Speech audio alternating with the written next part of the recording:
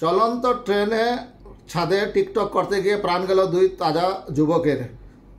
ব্রাহ্মণবাড়িয়ার আখাউড়া চলন্ত ট্রেনের ছাদে টিকটক করার সময় ট্রেনের ছাদ থেকে ছিটকে পড়ে দুই যুবক নিহত হয়েছেন। নিহতরা হলেন কুমিল্লার দেবিদ্বারের বাসিন্দা আব্দুল কাইয়ুম ও ব্রাহ্মণবাড়িয়ার কসবা উপজেলার তারেক। বুধবার বেলা 12টার দিকে উপজেলার মোগড়া ইউনিয়নের গঙ্গাসাগর ব্রিজ এলাকায় চট্টগ্রাম থেকে ছেড়ে আসা সিলেটগামী পাহাড়িকা এক্সপ্রেস ট্রেনে এই দুর্ঘটনা ঘটে। দুর্ঘটনায় আহত হয়েছেন আরও দুজন। আহতদের উদ্ধার করে চিকিৎসার জন্য হাসপাতালে পাঠানো হয়েছে। স্থানীয় সূত্রে জানা যায়, ট্রেনটি গঙ্গাসাগর ব্রিজ এলাকা অতিক্রম করার সময় ট্রেনের ছাদে 4 যুবক টিকটক করছিলেন। ব্রিজের উপরে থাকা তারের সঙ্গে জড়িয়ে ছিটকে ব্রিজের নিচে পড়ে যান তারা।